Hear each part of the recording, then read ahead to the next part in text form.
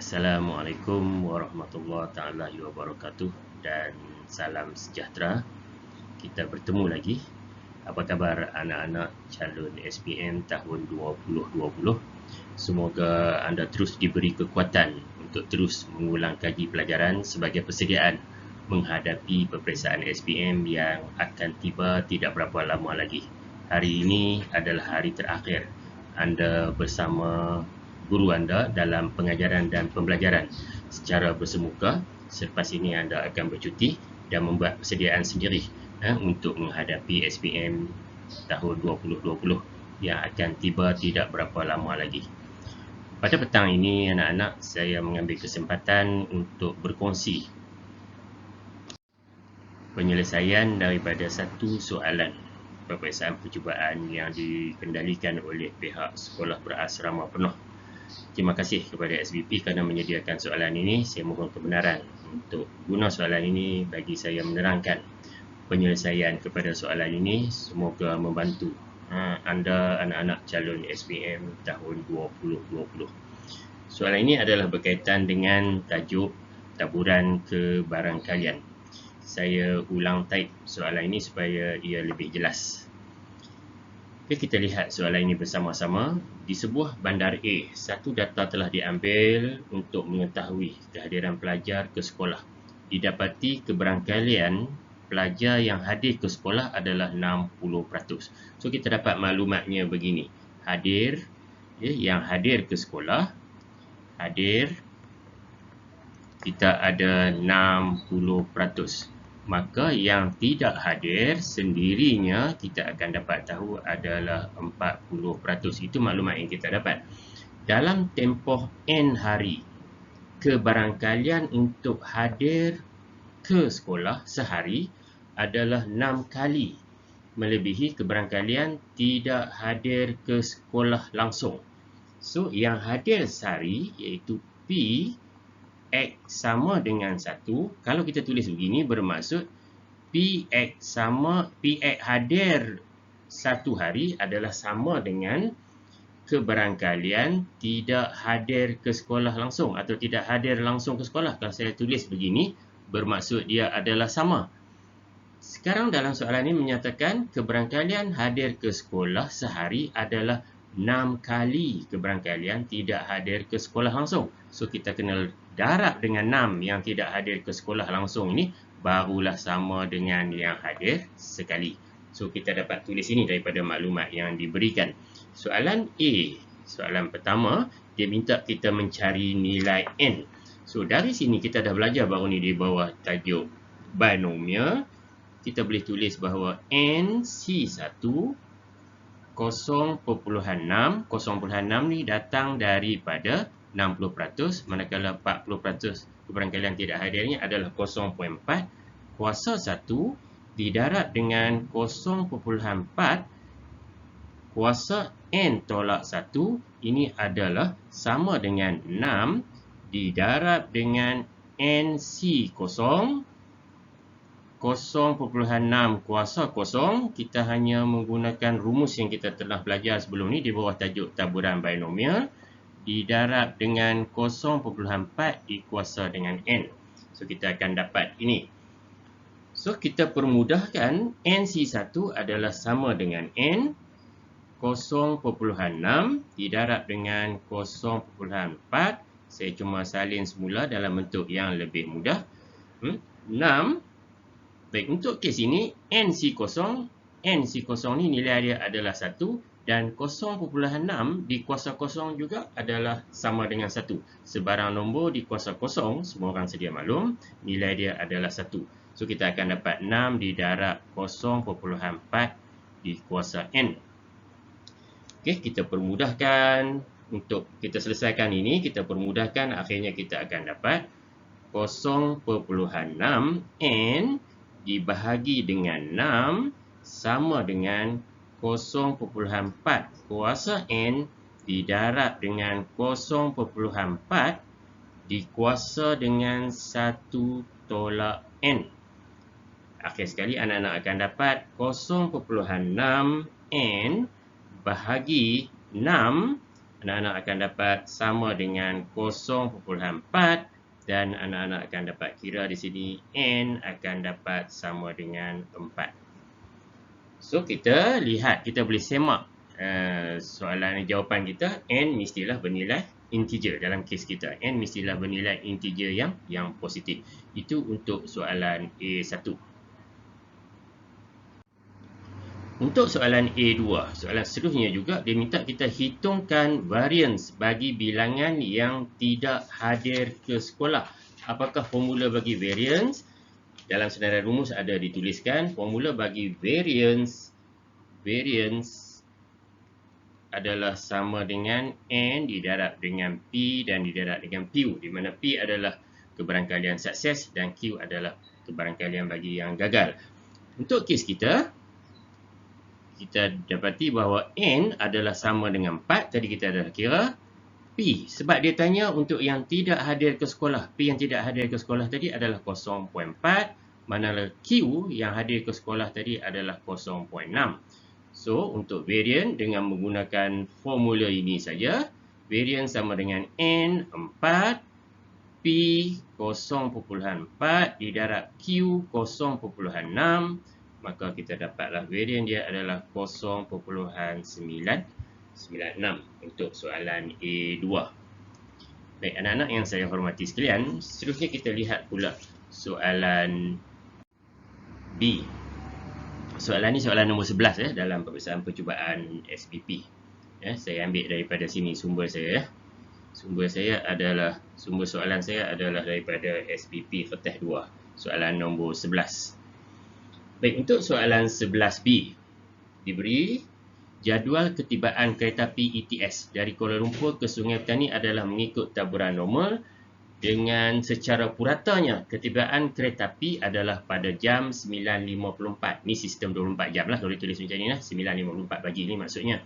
Dan sisihan piawai adalah 7.14 minit.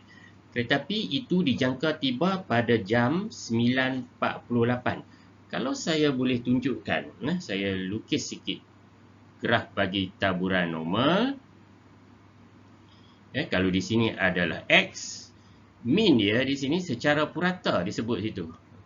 Secara purata adalah jam dia 09.54. Kemudian disebut juga di situ kereta api dijangka tiba pada jam 9.48. Ini masa dia tiba. 09.48. Okey.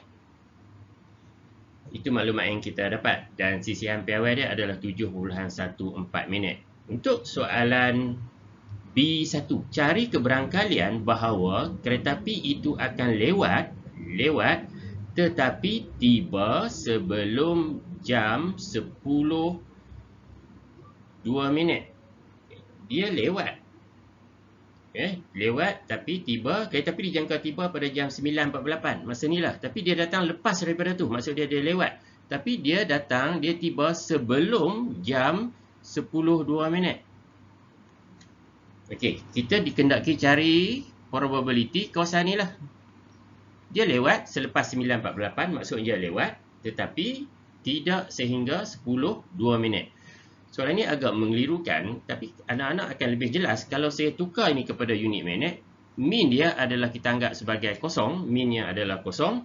10.02 minit ni kalau kita guna kalkulator, kita tekan 10.02 tolak dengan 09.54, kita akan dapat jawapan yang salah lah. Tapi kalau kita lihat ni, 9.54 minit pagi ke 10.02 minit ni, dia beza dia adalah 8 minit. Manakala sini kita akan dapat 9.48 sehingga 9.54 ni, sebab dia di sebelah kiri dia adalah negatif 6. Okey, kita gunakan ini. Ini lebih jelas. Okey, kita akan gunakan minit ini untuk kita buat pengiraan. So sebenarnya dia minta kita cari kebarangkalian X lebih besar daripada negatif 6. Rujuk pada kawasan yang saya lorek itu. Rujuk pada kawasan yang saya lorek ini. Px lebih besar daripada negatif 6, tapi Px kurang daripada 8. So, bila kita nak cari kebarangkalian di bawah tajuk taburan normal yang saya ada kongsi video sebelum ini, kita tukar dulu, kita transform X kepada Z. So kita akan dapat P negatif 6 tolak 0 bahagi sisihan piawai 7.14. Ini adalah Z lebih besar, kemudian Z lebih kecil daripada 8 tolak 0 bahagi dengan 7.14. So, anak-anak akan dapat bahawa di sini adalah P Z lebih besar pada negatif 0.840 dan lebih kecil, Z lebih kecil daripada 1.120. Inilah kawasan ini sebenarnya. Dan bila kita lukis, kalau saya boleh lukis, bila kita lukis, kita akan dapat kawasan dia adalah ini kawasan yang nak kita cari. Dan sini adalah nilai Z, sini adalah 1.120, manakala sini negatif 0.840.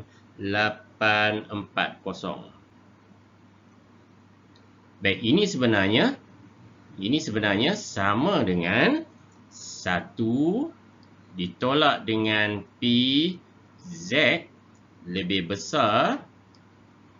Saya tidak ada ruang nak tulis. Baik, kawasan ini anak-anak ya, saya padam yang di atas tadi. Kawasan itu adalah sama dengan, kalau anak-anak terlupa, anak-anak boleh ulang lihat video saya di bawah tajuk taburan kebarangkalian yang saya pernah kongsi sebelum ini. Ini adalah kawasan yang nak kita cari ini adalah sama dengan 1 tolak P Z lebih besar daripada 0.840 tolak dengan P Z lebih besar daripada 1.120. Ini adalah sama dengan 1 tolak, kita rujuk pada jadual, dapat 0.2005, jadual graf bagi taburan normal, tolak 0.1314 dan jawapannya kita akan dapat 0.6681. Ini adalah jawapan bagi B1.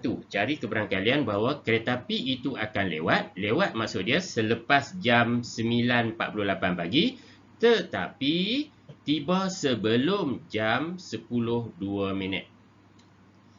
Baik, itu untuk jawapan 11B1. Baik, anak-anak yang saya hormati sekalian, kita pergi kepada soalan yang terakhir. Jika kebarangkalian kereta api itu akan lewat, diberi sebagai 0.25, tentukan masa ketibaan kereta api itu.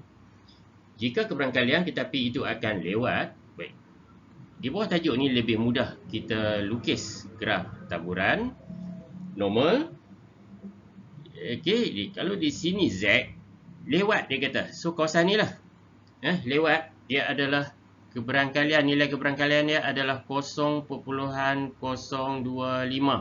Okey, 0.025. Sekarang anak-anak merujuk pada jadual, kita kena cari nilai di sini, nilai Z di sini. Baik, bila kita lihat nilai Z kita daripada jadual, kita akan dapat 1.96. Okey, 1.96. Dia nak dalam masa. So, kita kena tukar Z ni semula kepada X melalui formula yang semua orang sedia maklum. Z sama dengan X. Z sama dengan X tolak min bahagi sisihan piawai. Untuk kes kita ni 1.96. Z kita adalah 1.96. Di sini anak-anak 1.96 sama dengan X tolak 0. Min kita adalah 0. Tengok graf kita di awal tadi. 0 bahagi dengan 7.14. So kita dapat X kita adalah 14 minit. 14 minit ni bermaksud bukan lagi jawapan. 14 minit ini bukan lagi jawapan. Dia bermaksud masa itu adalah 14 minit selepas min. Min dia adalah jam 09.54. Inilah kita kena tambah dengan 14 minit. 14 minit yang kita kira ni. So, kita akan dapat jawapan dia adalah 10.08 minit. Okay, ketibaan kereta api itu adalah pada jam 10.08 minit. Itulah jawapan dia. Untuk soalan, jika keberangkalian kereta api itu akan lewat diberi sebagai 0.025, inilah 0.025 lewat di sebelah kanan daripada masa, tentukan masa ketibaan. Dia tanya masa ketibaan, dia tanya jam lah. So, kita cari, kita dapat bahawa X kita adalah 14 minit. Daripada ini, kita dapat kira nilai Z. Daripada Z, kita tukar kepada X. Menggunakan formula Z sama dengan X tolak min bahagi sisi ampere Y.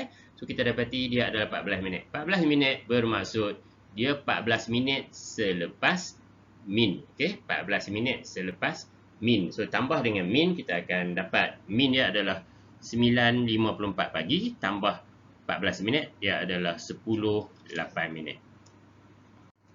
Baik, sekian perkongsian pendek saya. Contoh penyelesaian bagi salah satu daripada soalan daripada sekolah berasrama penuh di bawah tajuk taburan keberangkalian. Terima kasih kepada penyumbang soalan sekolah berasrama penuh dan anak-anak. Semoga perkongsian saya ini membantu anda terus belajar. Saya percaya anda mampu cipta kecemerlangan. Sekian, terima kasih.